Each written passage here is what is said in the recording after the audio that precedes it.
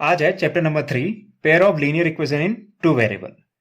तो चैप्टर 3 में आज हम जानने वाले हैं pair of linear equation in two variable में क्या क्या मेन जो कॉन्सेप्ट हैं जो आपको पता होने चाहिए पूरे चैप्टर को सॉल्व होने के लिए। ठीक है, तो पहला जो पार्ट है वो है लीनियर इक्वेशन। जैसे कि आप ऑलरेडी समझ चुके हैं लीनियर इक्वेशन क्या होती है। लीनियर इक्वेशन वो होती है जिनकी जो वेरिएबल की पावर होती है वो 1 होती है। Linear equation in two variable में क्या होगा, linear equation in two variable में दो वेरिएबल होंगे, एक वेरिएबल एक्स होगा, दूसरा वेरिएबल वाई होगा। ठीक है, दोनों होने कंपलसरी हैं।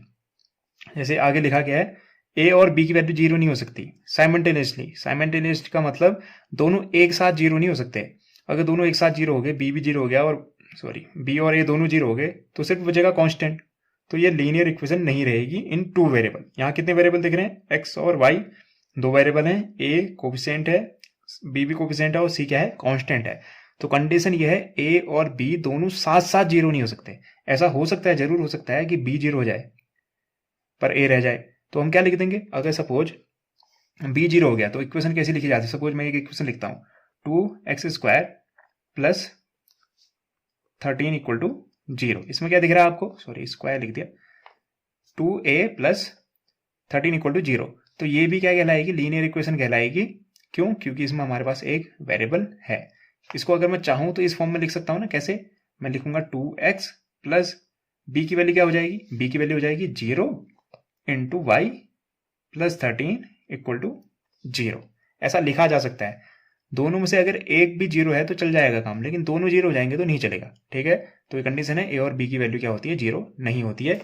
तो इसके बाद है हमारा जो टॉपिक है, हमारा जो चैप्टर है वो क्या है, pair of linear equation. Pair है, लीनियर इक्वेशन का पेयर है। तो linear equation in two variable, एक वेरिएबल वाली भी इक्वेशन होती है। एक वेरिएबल वाली इक्वेशन क्या हो सकती थी, 2x प्लस 3 इक्वल टू 0, सिर्फ एक वेरिएबल। ठीक है, लीनियर इक्वेशन टू वेरिएबल में दो वेरिएबल होने कंपलसरी हैं, एक्स और वाई दो होने चाहिए और उनकी जो डिग्री होनी चाहिए वो कितनी होनी चाहिए, 1 होनी चाहिए। तो वो लीनियर बन जाएगा। डिग्री अगर 1 होगी, दो वेरिएबल होंगे तो in two variable, linear equation two variable. Pair कह रहा है, इसका मतलब हमको क्या लेनी पड़ेंगी, दो इक्वेशन लेनी पड़ेंगी। तो उनकी जो जनरल फॉर्म होती है वो होती है a1x plus b1y plus c1 equal to 0। ऐसे जो दूसरी इक्वेशन होगी उसी पेयर में a2x plus b2y plus c2 equal to 0। जहां लिख रखा है coefficient of x and y can not be zero simultaneously. ठीक है, x और y के जो कोफिशिएंट है वो एक साथ जीरो नहीं हो सकते हैं। ठीक है, वो जो मैं एक्सप्लेन कर चुका हूं, दोनों एक साथ जीरो नहीं हो सकते हैं।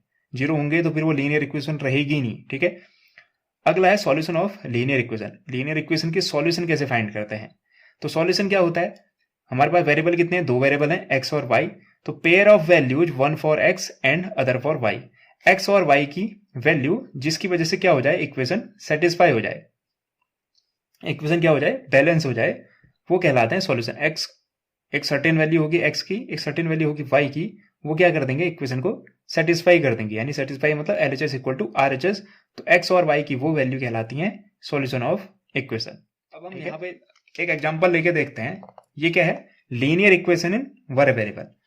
इसमें कितने वेरिएबल दिख रहे हैं, इसमें एक ही वेरिएबल दिख रहा है, 3x plus 1 equal to 7। One variable, x क्या है, एक ही तो वेरिएबल है। ठीक है, और लीनियर है क्योंकि इसकी डिग्री क्या है, 1 है। तो अगर मैं इसके सॉल्यूशन ढूंढने की कोशिश करूं, अगर मैं इसके सॉल्यूशन ढूंढूंगा, सॉल्यूशन क्या होता है, एक्स की वो वैल्यू जो इस इक्वेशन को क्या करता है, सेटिस्फाई कर दे, LHS इक्वल टू RHS आ जाए। ठीक है, तो क्या हो सकता है, एक्स की जगह पे अगर मैं क्या रखूं, 2, एक्स इक्वल टू अगर मैं 2 रख दूं तो ये इक्वेशन क्या बन जाएगी, ये बन जाएगी 3 into 2 plus 1 is equal to 7 है। तो यहाँ कितना हो जाएगा, 3 2 जा 6 प्लस 1, यहाँ तो ऑलरेडी 7 है तो 7 इक्वल टू 7, यानी LHS इक्वल टू RHS। यहां पे मुझे क्या दिख रहा है, मेरे जो वेरिएबल थी, मेरा जो अननोन था, कितने था, एक था। वेरिएबल और अननोन सेम चीज होती है ना, जो पता ही नहीं था। तो वेरिएबल कितना है, एक्स, यानी अननोन मेरा 1 है। 1 अननोन थी, इक्वेशन कितनी थी मेरी, इक्वेशन भी 1 अननोन थी। इक्वेशन भी 1 है और अननोन भी क्या है, 1 है। 1 अननोन 1 इक्वेशन, तो मुझे सॉल्यूशन मिल गया। सॉल्यूशन क्या है, एक्स की वैल्यू क्या है, एक्स की वैल्यू 2 इसका सॉल्यूशन है। 1 अननोन 1 सॉल्यूशन और 1 इक्वेशन। ठीक है, अब यहाँ पे दूसरी इक्वेशन अगर मैं लूं, x plus y equal to 12। इसमें कितने अननोन है, इसमें दो अननोन है, एक x है एक y है। तो इक्वेशन कितनी गिवन है मेरे पास, इक्वेशन सिर्फ 1 गिवन है। आप अगर मैं इससे कहूंगा आप इस इक्वेशन के क्या निकालें, सॉल्यूशन निकालें, तो दो नंबर हैं, दो अननोन है, वो ऐड होके क्या दे रहे हैं 12। तो ये कुछ भी हो सकता है, ये 10 + 2 12 हो सकता है, 8 + 4 वो भी 12 हो सकता है, 11 + 1 वो भी 12 हो सकता है। यानी यहाँ पे आपको इनफाइनाइट सॉल्यूशन मिल सकते हैं। आपके पास है अननोन दो, लेकिन इक्वेशन क्या है 1। तो आपको इस केस में कितने सॉल्यूशन मिलेंगे? इनफाइनाइट मैनी सॉल्यूशन मिलेंगे। क्यों मिल रहे हैं? क्योंकि आपके पास इस इक्वेशन को सॉल्व करने के लिए दूसरी इक्वेशन नहीं है। इस इक्वेशन को आप तब सॉल्व कर सकते हैं जितने अननोन होते उतनी ही इक्वेशन होनी चाहिए। हमारे पास एक अननोन था, एक इक्वेशन थी, तो हमको सॉल्यूशन सीधे सीधे डायरेक्ट मिल गया। हमारे पास दो अननोन है, लेकिन इक्वेशन क्या है? एक ही है। इस वजह से हमें जब भी सॉल्यूशन मिलेंगे, इसमें इनफाइनाइट सॉल्यूशन हो सकते हैं, आप रखते जाइए। अब ये नहीं सोचेगा कि एक बार 1 से लिखेंगे 1 2 थे तो गिने हुए 1 2 3 4 5 6 एक्स की वैल्यू रखते रहेंगे 11 तक। यहाँ पे 0 1 2 3 4 हम पॉइंट में भी रख सकते हैं ना, नंबर तो पॉइंट में भी हो सकते हैं। 1.2 1.3 करके रखेंगे तो यहाँ वैल्यू बदलती रहेगी 1.23। और डिटेल में जाएंगे तो इसका मतलब कितने सॉल्यूशन हो सकते हैं? इनफाइनाइटली मैनी सॉल्यूशन हो सकते हैं। इसलिए हम क्या कह सकते हैं? हम ये कह सकते हैं to find the solution of equation. हमको अगर इक्वेशन के सॉल्यूशन ढूंढने हैं तो जितने अननोन होंगे, नंबर ऑफ इक्वेशन जितने होंगे, अननोन जितने होंगे उतने ही नंबर ऑफ इक्वेशन होनी चाहिए। कितने अननोन थे? दो अननोन थे, तो हमें दो इक्वेशन चाहिए। अगर नंबर ऑफ अननोन जितने हैं उतने ही इक्वेशन नहीं हुई, सपोज दो अननोन थे, इक्वेशन कितनी थी 1, तो सॉल्यूशन कितने होंगे? सॉल्यूशन हो सकते हैं इनफाइनाइटली मैनी।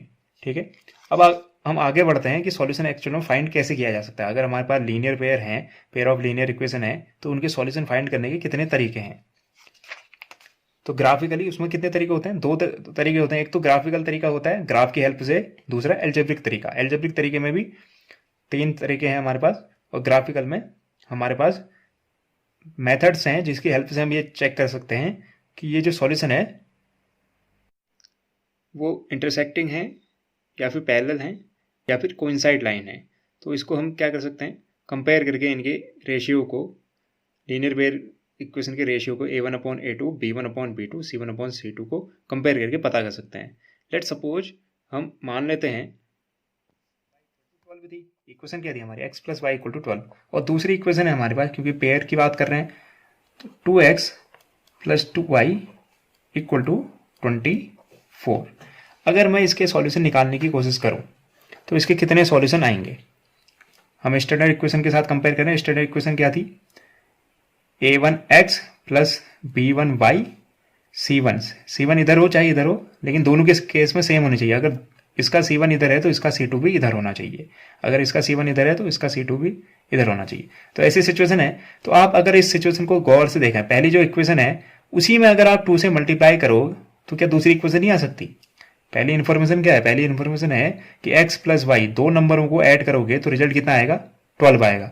दूसरी इक्वेशन में क्या दे रखा है? दूसरी इक्वेशन में दे रखा है पहले नंबर का डबल करो, दूसरे नंबर का डबल करो, उन दोनों को ऐड कर दो, तो आपको 24 क्या है? एक्चुअल में 12 का डबल मिलेगा। एक्चुअल में ये जो इन्फॉर्मेशन है आपको सेकंड इक्वेशन में जो गिवन है वो कोई नई इन्फॉर्मेशन नहीं है, वो वही इक्वेशन है जो पहली वाली थी। पहली वाली इक्वेशन और दूसरी वाली इक्वेशन दोनों सेम है।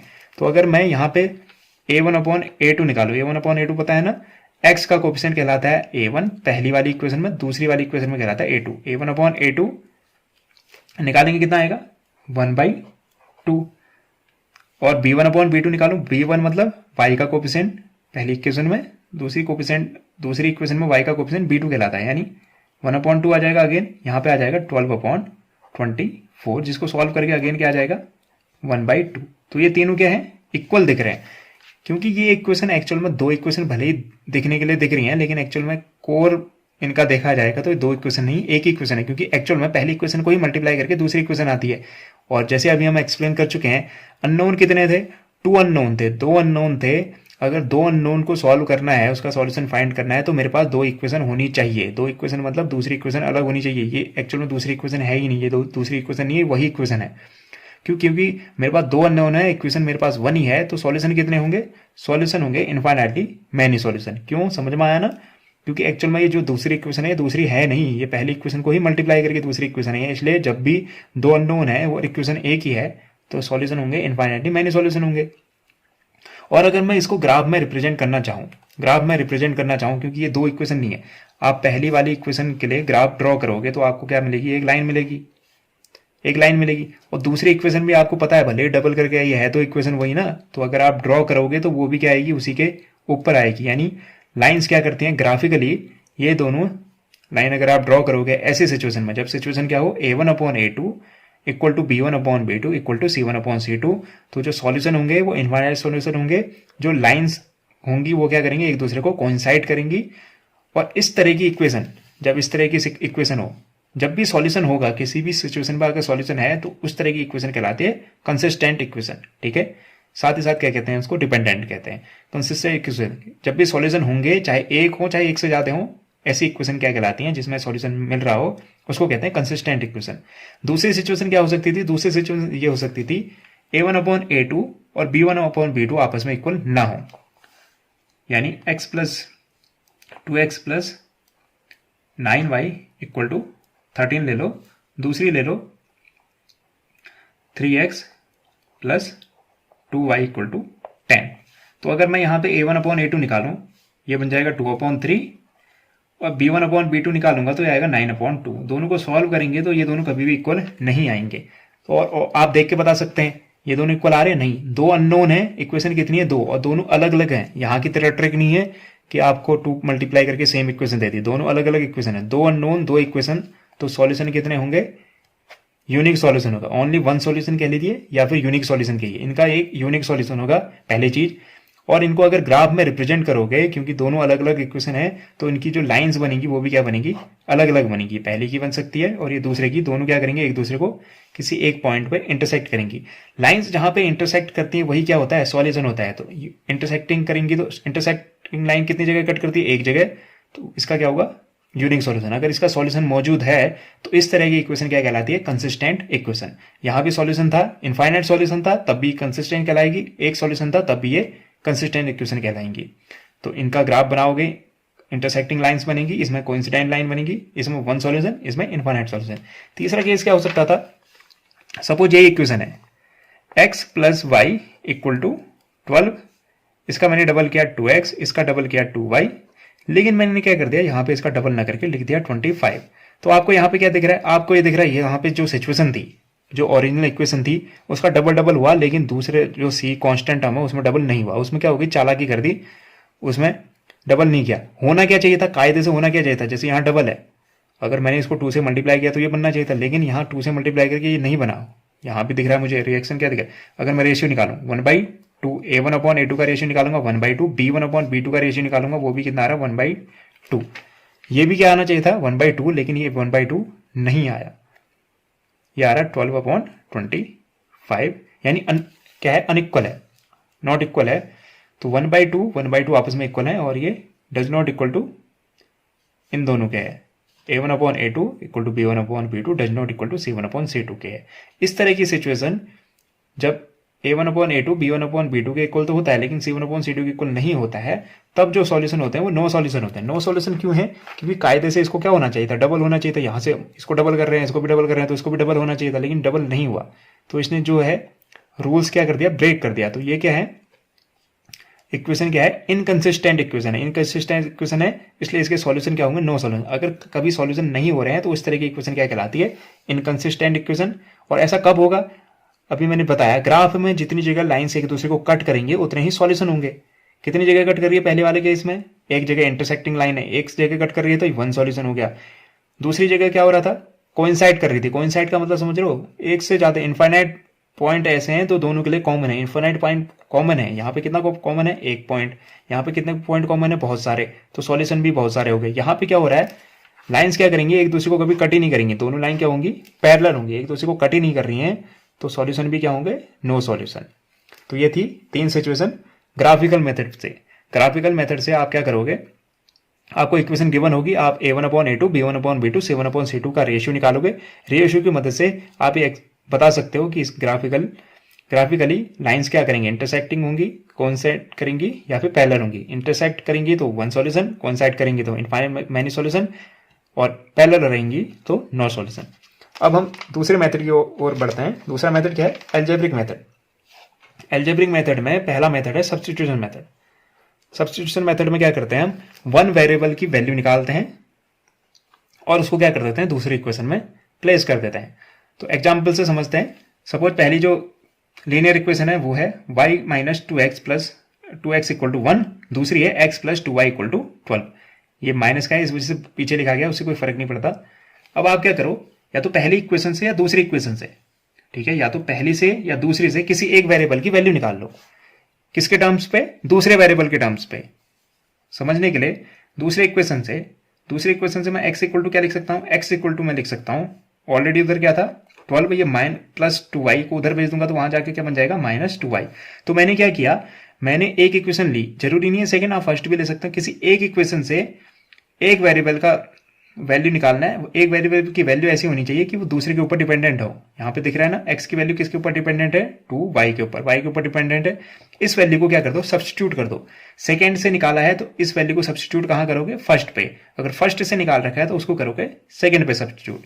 तो मैं x की वैल्यू सब्सटीट्यूट करता हूं, सब्सटीट्यूटिंग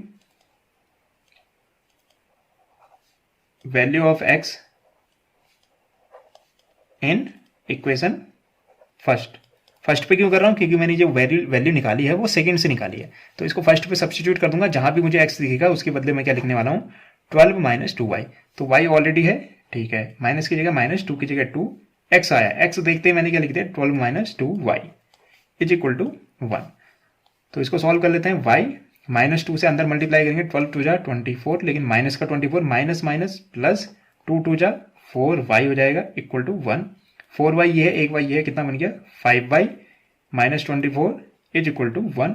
ये माइनस 24 उधर जाके क्या बन जाएगा? प्लस 24। तो 5y इक्वल टू, वहां 1 था, 24 भी उधर गया, प्लस 24 हो गया। तो 5y इक्वल टू कितना आ रहा है? 24 और 1 25। तो y इक्वल टू हो जाएगा 25। ये 5 और y के बीच में किसका साइन था? मल्टीप्लाई का। दिख नहीं रहा है साइन, तो इसका मतलब मल्टीप्लाई है, तो इधर जाके वो बन जाएगा डिवाइड। यहां से मैं क्या लिख सकता हूं? यहां से मैं लिख सकता हूं y की वैल्यू कितनी आएगी? 5 5 जा 25। तो y कितना आया मेरा? 25। y की वैल्यू आ चुकी है, तो y की वैल्यू आप चाहो तो किसी भी इक्वेशन पे रख सकते हो। इस पे रखोगे क्योंकि ऑलरेडी x इक्वल टू निकाल रखा है हमने। यहाँ पे अगर y वैल्यू प्लेस कर दोगे, इस वैल्यू को यहाँ पे प्लेस करके x इक्वल टू क्या था? 12 माइनस टू वाई। y की वैल्यू कितनी आई? 5, तो आपने यहाँ पे 5 रख दिया, तो बना 12, 5 टू जा 10, 12 माइनस 10 2। तो x की वैल्यू फाइंड आउट हो चुकी है। ठीक है, तो हमने क्या किया, जल्दी से, हमारे पास दो इक्वेशन हमेशा गिवन रहेंगी क्योंकि चैप्टर का नाम ही पेयर ऑफ लीनियर इक्वेशन है। हम दोनों में से किसी एक इक्वेशन से क्या करेंगे? किसी एक वेरिएबल को दूसरे वेरिएबल के फॉर्म में लिख लेंगे। यहाँ पे जैसे मैंने x इक्वल टू क्या लिख दिया? 12 माइनस टू वाई। जरूरी नहीं है ऐसा ही लिखो, आप y इक्वल टू भी लिख सकते हो, फर्स्ट से लिखो चाहे सेकंड से लिखो। जिस इक्वेशन से मैंने वेरिएबल की वैल्यू निकाली है उस इक्वेशन को छोड़ के दूसरी इक्वेशन पे क्या कर दूंगा? उस वैल्यू को सब्स्टिट्यूट कर दूंगा, कैलकुलेट करूंगा, मेरे पास रिजल्ट आएगा। उस रिजल्ट को अगेन मैं किसी भी इक्वेशन पे रखूंगा, मेरे पास दूसरी वैल्यू मिल जाएगी। ये मेथड कहलाती है सब्स्टिट्यूशन मेथड, क्योंकि आप इसमें एक वैल्यू को सब्स्टिट्यूट करके रिजल्ट निकाल रहे हो। अगली मेथड है हमारी एलिमिनेशन मेथड। एलिमिनेशन मेथड जैसे नाम से ही पता चल रहा है, एलिमिनेट हो जाता है। कोई एक जो वेरिएबल है उसको हम क्या कर देंगे? एलिमिनेट कर देंगे, यानी हटा देंगे। कैसे? सपोज मेरे पास दो इक्वेशन है, x plus two y equal to 8, pair of linear equation की पहली इक्वेशन है x plus two y equal to 8, दूसरी इक्वेशन है 2x minus three y equal to 2। अब मुझे ये दिख रहा है, क्या दिख रहा है? यहाँ पे x है और यहाँ पे क्या है? 2x है। अगर ये भी 2x होता और मैंने दोनों इक्वेशन को क्या कर देना था? सब्ट्रैक्ट। 2x और 2x हो जाता ना, दोनों इक्वेशन को सब्ट्रैक्ट करता तो एक 2x हो जाता, दूसरा क्या हो जाता? सब्ट्रैक्ट करने पे माइनस हो जाता, तो माइनस 2x और प्लस 2x दोनों गायब हो जाते। तो अगर इक्वल हैं तो ठीक है, नहीं तो आप इक्वल, इसको क्या करेंगे? इक्वल बनाने की कोशिश करेंगे। मुझे फिलहाल x दिख रहा है तो मैं x को इक्वल बनाने की कोशिश कर रहा हूँ, जरूरी नहीं आप x को करें। आप क्या कर सकते हैं? y को इक्वल बनाने की कोशिश करें। यहाँ पे 2 है, यहाँ पे 3 है, इन दोनों को इक्वल कैसे बनाया जा सकता है? इसको अगर इस पूरी इक्वेशन को मैं किससे मल्टीप्लाई कर दूं? 3 से। अगर मैं इस पूरी इक्वेशन को 3 से मल्टीप्लाई कर दूंगा तो ये क्या बन जाएगा? ये भी तो चेंज होंगे, लेकिन ये चेंज होके क्या बनेगा? 3 2 जा 6, ये बन जाएगा प्लस 6y।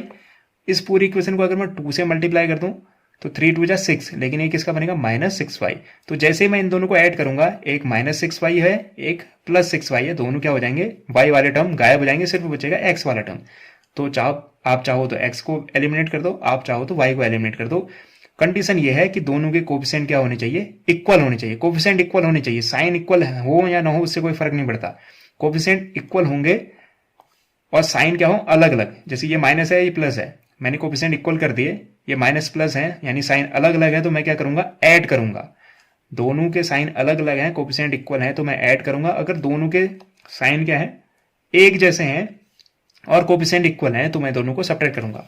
तो पहली वाली सिचुएशन में अगर मैं पहली इक्वेशन को किससे मल्टीप्लाई कर दूं, 2 से, तो ये बनेगा 2x, ये बन जाएगा 4y, और ये बन जाएगा 2 से मल्टीप्लाई कर रहा हूं तो बन जाएगा 16। दूसरी इक्वेशन क्या है, अब देखो इसका जो x वाला टर्म है दोनों का क्या हो गया, सेम हो गया। -3y, मैंने दूसरे को कुछ नहीं चढ़ा है क्योंकि मैं क्या कर रहा था, x वाले टर्म को इक्वल करने की कोशिश कर रहा था। आप चाहो तो y वाले टर्म को इक्वल कर सकते हो, दोनों को उनके एलसीएम बनाने की कोशिश करो। 2 और 3 का एलसीएम 6 होता है, तो 6 बनाने की कोशिश करोगे, ठीक है। ऐसे ही बन जाएगा 2। अब मुझे क्या दिख रहा है, अब मुझे ये दिख रहा है दोनों के x वाले टर्म के कोफिशिएंट क्या है, आपस में इक्वल है, लेकिन उनका साइन भी इक्वल है। अगर साइन भी इक्वल है तो मैं क्या करूंगा, दोनों को सब्ट्रैक्ट करूंगा। साइन इक्वल है इसलिए मैं सब्ट्रैक्ट कर रहा हूं, अगर साइन अलग अलग होते तो मैं इनको ऐड कर देता। तो ये माइनस बन जाएगा प्लस और ये माइनस, तो एक +2x है, एक -2x है, दोनों क्या हो जाएंगे, कैंसिल आउट। 4y प्लस का, यहाँ प्लस का 3y, 4y और 3y ऐड हो जाएंगे तो क्या बन जाएगा, 7y। इक्वल दिख रहा है तो इक्वल की जगह इक्वल, ये टर्म आपस में जुड़े, ये टर्म आपस में सॉल्व हुए, इक्वल की जगह इक्वल आया, नंबर्स आपस में हो जाएंगे। 16 - 2 कितना हो जाएगा, 14। अब y इक्वल टू कितना आ जाएगा, 14, वहां बचा हुआ है 16। 7 और y के बीच में कोई साइन नहीं है, इसका मतलब मल्टीप्लाई था, मल्टीप्लाई कन्वर्ट होकर बन जाएगा डिवाइड। तो y इक्वल टू हो जाएगा 14 डिवाइडेड बाई 7, 7 2 जा 12, सॉरी 7 2 जा 14, तो y की वैल्यू कितनी आ जाएगी, 2। इस वैल्यू को आप चाहो तो इक्वेशन 1 में सब्स्टिट्यूट कर दो, जिसको मल्टीप्लाई किया था, जिसको मल्टीप्लाई कर रखा है, मल्टीप्लाई करके ये बनाना। आप चाहो तो यहां पे रख सकते हो, कोई दिक्कत नहीं है, आपका रिजल्ट सेम आएगा। चाहो तो आप इसी इक्वेशन में रखो, चाहो तो आपने जिसको मल्टीप्लाई कर दिया था उस पर भी रखोगे तब भी सेम रिजल्ट आएगा। इस वैल्यू को आप किसी भी इक्वेशन पे रख सकते हो, आपको सेकंड वैल्यू मिल जाएगी, यानी y की वैल्यू मिली है, x भी मिल जाएगा। आपकी मर्जी इस पे रख लो, आपकी मर्जी इस पे रख लो, चाहे इस पे रख लो, ठीक है, किसी पे भी रख लो। Putting y equal to 2 in first equation पे रख देते हैं, x plus 2y equal to 8 है, x प्लस 2, y की जगह कितना रखना है, 2 इक्वल टू 8, ये हो जाएगा x प्लस 2 2 जा 4 इक्वल टू 8, x ये +4, दूसरी साइड जाके क्या बन जाएगा, -4, 8 पहले से ही था, वहां से आया 4 माइनस का बन गया, x इक्वल टू 8 - 4 4। तो ये है हमारी, इस मेथड को कहते हैं एलिमिनेशन मेथड। एलिमिनेशन क्यों कहते हैं, क्योंकि इसमें कोई एक वेरिएबल एलिमिनेट हो जाता है। अगली जो मेथड है उसको कहते हैं क्रॉस मल्टीप्लिकेशन मेथड। अगली मेथड का नाम है क्रॉस मल्टीप्लिकेशन मेथड। इसका नाम क्रॉस मल्टीप्लिकेशन क्यों है वो आपको यहाँ पे फिगर पे देख के समझ में आ जाएगा। तो अगर मेरे पास जो लीनियर पेयर है, पेयर ऑफ लीनियर इक्वेशन है, क्या a1x b1y plus c1 equal to 0, दूसरी इक्वेशन है a2x plus b2y plus c2 equal to 0। तो इसको सॉल्व कैसे किया जाता है, इसको सॉल्व किया जाता है, आप क्या करो, रिजल्ट ये आएगा, ये रिजल्ट आया कैसे, इसको निकालने के लिए x y और 1 लिख दो। x y और 1 लिखा, उसके बाद क्योंकि मैं x लिख रहा हूं तो मैं x के जो कोफिशिएंट है a1 और a2 नहीं लिखूंगा, मैं क्या लिखूंगा, b1 b2 c1 c2, b1 b2 c1 c2, फिर a1 a2 छूट गया था ना, a1 a2 again b1 b2 से शुरू हुआ तो b1 b2 पे फिनिश हो गया। तो यहाँ से एरो यहाँ, यहाँ से एरो यहाँ, यहाँ से एरो यहाँ, यहाँ से यहाँ, यहाँ से यहाँ, यानी आपको क्रॉस मल्टीप्लाई कर देना है। लेकिन ऐसा नहीं करना है, यहाँ से यहाँ गया है तो यहाँ से गया, जो फर्स्ट लाइन है उसी से दोनों तरफ जा रहा है, यहाँ से इधर तो इधर से इधर, यहाँ से इधर तो इधर से इधर, ऐसा नहीं यहाँ से ऐसा क्रॉस नहीं कर देना है। जिस लाइन से चलना शुरू हुआ, पहली लाइन से दोनों तरफ, फिर दूसरी लाइन से दोनों तरफ, फिर तीसरी लाइन से दोनों तरफ, ठीक है। तो लिखेंगे कैसे इसको, x लिख देंगे अपॉन में पहला टर्म b1 किससे मल्टीप्लाई हो रहा है, b2 से, b1 c2 से मल्टीप्लाई हो रहा है, b1 into c2, b1 into c2। दूसरे पे आने से पहले b2 किससे मल्टीप्लाई हो रहा है, c2 से, c1 से, लेकिन उस पे आने से पहले आप किसका साइन लगाओगे, हमेशा माइनस का, b1 multiply by c2 minus b2 multiply by c1। ये एक कंप्लीट हो गया। अब आप किसकी तरफ जा रहे हो, y की, बीच में इक्वल का साइन, y अपॉन, अब y वाले केस में देखोगे आप, यहां से y के साथ क्या है, ये दो जोड़े हैं, तो c1 into a2, c1 into a2, दूसरा टर्म स्टार्ट होने से पहले माइनस का साइन, c2 इंटू a1, ये y का कंप्लीट हो गया, equal to 1 equal to a1 b2 A1B2 minus का साइन A2B1, ये आ गया। अब आपको वैल्यू कैसे निकलेगी? वैल्यू ऐसे निकलेगी, आप x को एक बार इसको x को किसके इक्वल कर दोगे? इसके, ये तीनों आपस में इक्वल है ना। A1 अगर मैं इसको ऐसे लिखूं, ये A B C, A equal to B equal to C, अगर A B C तीनों आपस में इक्वल हैं तो क्या A और C भी इक्वल होंगे? यस और नो? यस। ऐसे ही B और C भी आपस में इक्वल होंगे? यस और नो? यस। तो एक बार मैं A और C को इक्वल कर दूंगा, होगा क्या? ऐसा कुछ आएगा। कैसा? x upon B1 C2 minus B2 C1, last वाला term third term 1 upon A1 B2 minus A2 B1। ये जो x के नीचे है ये पूरा टर्म, ये किस में? अपॉन में। अपॉन में है तो दूसरी साइड क्या हो जाएगा? मल्टीप्लाई में। तो क्या मैं इसको x इक्वल टू ऐसा लिख सकता हूँ? ये पूरा टर्म उधर चले गया, उधर क्या आ जाएगा? 1 से मल्टीप्लाई हो गया तो टर्म वैसा ही रहेगा, यानी B1 C2 minus B2 C1 upon A1 B2 minus A2 B, यहाँ पे था 1। तो x की वैल्यू कितनी आ जाएगी? ये। इसको आप कैलकुलेट करोगे, आपको रिजल्ट आ जाएगा। आप चाहो तो सीधे सीधे इसको लिख सकते हो, जरूरी नहीं है पहले आपने ऐसे लिखा फिर ऐसे लिखा फिर जाके यहाँ पहुंचे। अगर आपको ये याद रह सकता है तो आप x इक्वल टू सीधे सीधे वैल्यू प्लेस कर दोगे। आप देखोगे B1 क्या है B1, C2 क्या है C2, सब वैल्यू प्लेस की और आंसर सॉल्व कर दिया। ऐसे आपको किसकी वैल्यू मिल जाएगी? ऐसे आपको y की वैल्यू भी तो मिल सकती है ना, अपॉन में। इसके साथ इक्वेट करोगे तो नीचे वाला टर्म तो सेम ही रहेगा ना दोनों के लिए, क्योंकि लास्ट टर्म तो दोनों के लिए सेम है। बस यहाँ पे जो y के नीचे वाला जो टर्म था वो मल्टीप्लाई में ऊपर आ जाएगा, जो है C1A2 माइनस C2A1। ये बहुत ही कॉम्प्लिकेटेड है, इनका सीक्वेंस याद रखना थोड़ा टफ हो जाता है। अगर आप ये तरीका याद रखोगे तो आपको कभी कन्फ्यूजन नहीं होगा। आपने लिख देना है XY1, क्योंकि आप x से लिख रहे हो तो आप x के कोफिशिएंट नहीं लिखोगे, यानी A2 A1 नहीं लिखोगे आप, B1 B2 C1 C2 फिर A1 A2, again B1 B2 से शुरू हुआ तो B1 B2 पे खत्म। क्रॉस मल्टीप्लाई पहले कॉलम से ही जाएगा, पहले कॉलम से इधर, पहले कॉलम से उधर। दो के मल्टीप्लाई के बाद माइनस का साइन, पहले और थर्ड को इक्वेट कर लोगे, x का रिजल्ट आएगा। सेकंड और थर्ड को इक्वेट कर लोगे, y का रिजल्ट आएगा। इसको बाय एग्जांपल समझते हैं। सपोज मेरे पास एक इक्वेशन है x minus 3y minus 3 equal to 0, linear और पेयर ऑफ लीनियर इक्वेशन है। तो ये दो इक्वेशन है, मैं यहाँ से कंपेयर करके x की सीधी सीधी वैल्यू निकाल सकता हूँ। x इक्वल टू क्या आ जाएगा? इसको मैं दोबारा नहीं लिख रहा हूँ, ठीक है, आप चाहो तो इसको दोबारा लिख सकते हो। चलो लिख ही देते हैं। आप क्या लिखोगे? x इक्वल टू, लेकिन होना यही है x अपॉन क्या लिखोगे? आप देखोगे ऐसे x y और 1 लिखा आपने, फिर क्या करोगे? आप x के नीचे लिख रहे हो तो x वाले टर्म नहीं लिखोगे, आप क्या लिखोगे? x वाले को ढक दो। x के नीचे B1 B2, B1 कितना है मेरा? माइनस के साइन के साथ है -3 है। B2 क्या है? -9 है। और C1 C2 कितना है? -3 और -2। फिर अब यहाँ पे क्या आएगा? A1 A2, इसको ढक देंगे हम। A1 A2, A1 की जगह क्या दिख रहा है? कुछ नहीं है, तो इसका मतलब 1 है। x के साथ यहाँ क्या है? 3। इन दोनों से शुरू हुआ तो इन दोनों पे खत्म हो जाएगा, तुम्ही से शुरू और तुम्ही पे खत्म, ठीक है। अब हम क्या कर लेंगे? क्रॉस मल्टीप्लाई, पहले कॉलम से ही मल्टीप्लाई, एक बार इधर एक बार इधर, यहाँ से शुरू यहाँ खत्म, यहाँ से शुरू यहाँ खत्म, यहाँ से शुरू यहाँ खत्म, ठीक है। अब इनको लिख लेते हैं। x के नीचे यहाँ से जब मल्टीप्लाई करोगे, -3 मल्टीप्लाई हो रहा है किससे? -2 से। 3 2 जा 6, माइनस माइनस प्लस हो जाएगा, यानी 6, ठीक है। अब दूसरे टर्म पे जाने से पहले किसका साइन लगा दो? माइनस का। -9 और -3, 9 3 जा 27, माइनस माइनस प्लस। ये साइन माइनस फॉर्मूले का है, ये माइनस फॉर्मूले का है। हम मल्टीप्लाई कर रहे हैं B2 को C1 से, तो वो आपस में मल्टीप्लाई होकर प्लस हो जा रहे हैं, तो कोई दिक्कत नहीं है, इस साइन को लगे रहने दो। 9 3 जा 27, -9 और -3 बन जाएंगे 27 प्लस 27, ये फॉर्मूले का माइनस है, तो कन्फ्यूज होने की जरूरत नहीं है। तो ये हो गया, नीचे लिख देता हूँ x अपॉन 6 - 27, इक्वल का साइन होगा, y अपॉन आ जाएगा। y अपॉन क्या आएगा? y वाले टर्म को देखो, -3 और 3, 3 3 जा 9, लेकिन किसका? माइनस का 9, -9 फॉर्मूले का माइनस है, ये माइनस फॉर्मूले का है। 2 और 1 को मल्टीप्लाई करके 2 1 जा 2, लेकिन -2 है तो -2 आएगा, ये फॉर्मूले का माइनस है, ये आया -2, इक्वल टू 1 अपॉन इन दोनों को 9 और -1 को आ जाएगा रिजल्ट -9, फिर फॉर्मूले का माइनस, 3 3 जा 9, लेकिन ये क्या है? -3 है, तो 3 3 जा 9 आएगा, लेकिन -9 आएगा, ये फॉर्मूले का माइनस है, मल्टीप्लाई करके भी -9 आ रहा है। अब आप क्या करोगे? पहले टर्म को और लास्ट टर्म को क्या कर लोगे? आपस में इक्वेट कर लोगे।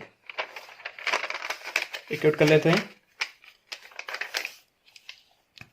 तो x इक्वल टू कितना हो जाएगा, x अपॉन, यहाँ सॉल्व कर लें तो 27 में से 6 माइनस करेंगे 21, लेकिन किसका आएगा -21 इक्वल टू y अपॉन -9 है, ये माइनस माइनस क्या हो जाएगा प्लस, यानी +2 और माइनस का 9, +2 और माइनस का 9 क्या देगा मुझे -7 equal to 1 upon minus minus plus, plus आएगा ना, माइनस माइनस प्लस, यानी +9 और -9, ये बन गया 0।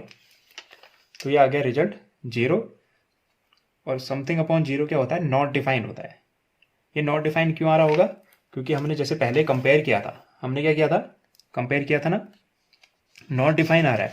तो आप जब इसको इक्वेट करोगे तो आपको प्रॉब्लम होगी, नॉट डिफाइन हो गया ना ये टर्म। अब ऐसा हो क्यों रहा है, गौर से देखो, अगर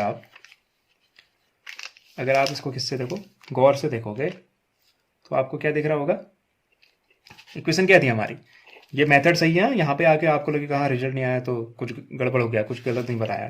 तो हुआ क्या था, इक्वेशन थी x minus 3y minus 3 equal to 0, ये थी 3x minus 9y minus 2 equal to 0। तो इसमें वो टर्म भी वेरीफाई हो जाता है जो आपने अभी सीखा था। अगर मैं यहाँ से a1 अपॉन a2 निकालूँ तो कितना आएगा, a1 की वैल्यू 1, a2 की वैल्यू 3, 1/3, ठीक है। b1 अपॉन b2 निकालने की कोशिश करूँ तो कितना आएगा -3 और -9। तो ये क्या हो जाएगा, सॉल्व हो गया, माइनस से माइनस कटेगा 1, 3 से 9 कटेगा 3 टाइम्स, यानी ये बन जाएगा 1/3। ऐसे ही c1 अपॉन c2 निकालूंगा तो क्या आएगा -3 अपॉन -2, माइनस से माइनस कटेगा। तो मुझे क्या दिख रहा है, मुझे दिख रहा है a1 अपॉन a2, जो कि दोनों कितना आ रहे हैं, b1 अपॉन b2 के इक्वल आ रहे हैं, यानी a1 upon a2 is equal to b1 upon b2, लेकिन does not equal to c1 upon c2। ये वाली कंडीशन बन रही है ना। अभी अभी हमने सीखा इस तरह की सिचुएशन कब बनती है, इस तरह की सिचुएशन बनती है जब लाइंस क्या होती हैं पैरेलल। ये पैरेलल लाइन की सिचुएशन है ना, पैरेलल लाइन की सिचुएशन में कितने सॉल्यूशन होते हैं, नो सॉल्यूशन। इस वजह से ये जो सिचुएशन क्रिएट हुई नो सॉल्यूशन वाली, इस वजह से हुई कि जो a1 upon a2 b1 upon b2 आपस में इक्वल है, कि c1 अपॉन c2 आपस में इक्वल नहीं है। ये जो रेशियो है ये डिफाइन करते रहे हैं, ये क्या है, पैरेलल लाइन है। अगर मैं इनको लाइन में रिप्रेजेंट करूंगा ग्राफ में तो ये पैरेलल होंगे, और पैरेलल लाइन के केस में सॉल्यूशन क्या होता है, नो सॉल्यूशन। ये जो इक्वेशन गिवन है ये क्या है, इनकंसिस्टेंट इक्वेशन है, इसका कोई भी सॉल्यूशन नहीं हुआ। तो वो आप देख भी सकते हैं। बस क्रॉस मल्टीप्लिकेशन मेथड को एक्सप्लेन करना था, तो एक्सप्लेन करने के लिए ये इक्वेशन थी। तो फिलहाल आप क्रॉस मल्टीप्लिकेशन मेथड को यूज करना सीख चुके हैं। दूसरा एक जो टाइप आता है इसमें, वो आता है equation reducible to linear equation. जो आपको इक्वेशन दी होंगी वो ऑलरेडी लीनियर इक्वेशन की फॉर्म में नहीं होगी। जैसे यहाँ पे जो इक्वेशन मैंने एग्जांपल के तौर पे लिखी है वो क्या है, 2/x plus 3/y equal to 4। ये लीनियर इक्वेशन है नहीं है। लीनियर इक्वेशन में वेरिएबल की पावर कितनी होती है, 1। एक्स की पावर क्या है, एक्स अगर नीचे है, नीचे से ऊपर भेजूंगा, यहाँ 1 है, ऊपर जाके पावर क्या हो जाएगी, -1 हो जाएगी, तो पावर 1 नहीं है। लेकिन ये कुछ इक्वेशन इस तरह की होती हैं कि इनको अगर मैं रिड्यूस करूं, यानी इनको कुछ ऐसे तरीके से लिखा जा सकता है कि ये क्या बन जाए, लीनियर इक्वेशन। तो कैसे करते हैं इस तरह की इक्वेशन में, इसको, ये आपको क्या दिख रहा है, इस इक्वेशन को अगर देखो, पहले वाले को 2x है ना, 2/x है, तो क्या मैं इसको ऐसा लिख सकता हूँ 2 इंटू 1/x। क्या आपको 2/x में 2 इंटू 1/x दिख रहा है, एग्री करते हो या नहीं करते हो। 2 1 जा 2/x, यानी 2/x है तो वही। ऐसे दूसरे को क्या लिख सकता हूँ, प्लस 3 इंटू 1/y लिखा जा सकता है। अगेन 3 1 जा 3, 3/y इक्वल टू 4। ऐसे ही दूसरी वाली को नीचे वाली सेम तरीके से लिखी जा सकती है, इक्वल टू 9। अब इस तरह की सिचुएशन में होता क्या है, हम क्या करते हैं 1/x या फिर जो भी टर्म है दोनों में, उसको क्या कर लेते हैं, लेट कर लेते हैं। लेट 1/x की जगह मैं क्या रख दूं, u, एंड 1/y की जगह मैं क्या रख दूं, v। अगर मैं 1/x जहां दिख रहा है आपको, ये ऐसे लिखा हुआ नहीं दिखेगा आपको, इक्वेशन तो ऐसे दिखेगी, लेकिन आपको इस इक्वेशन में ये दिखना चाहिए। आपको 2/x में 2 इंटू 1/x दिखना चाहिए। तो आप क्या कहोगे, 1/x के बदले क्या लिख देना है, u लिख देना है। अब अगर आप 1/x की जगह u रखोगे तो ये बन जाएगा 2 इंटू 1/x की जगह क्या रख दिया हमने, u रख दिया, तो 2 इंटू यू, 2u, प्लस की जगह प्लस 3 इंटू 1/y की जगह क्या लिखने वाले हैं हम, v। तो 3 इंटू 1/y की जगह रख दिया v, तो 3 इंटू v बन गया 3v इज इक्वल टू 4 है 4। सेम तरीके से 5 into u 5u, minus 4 into v, 1/y की जगह क्या रखने वाले हैं, v इक्वल टू 9।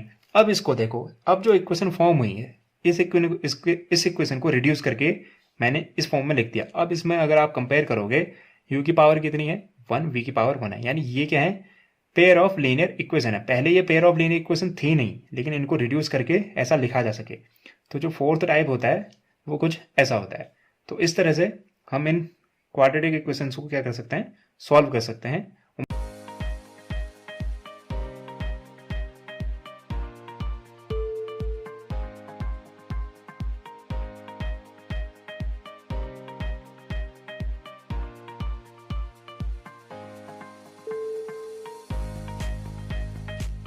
उम्मीद करता हूँ आपको ये एक्सप्लेनेशन पसंद आया होगा और समझ भी आया होगा।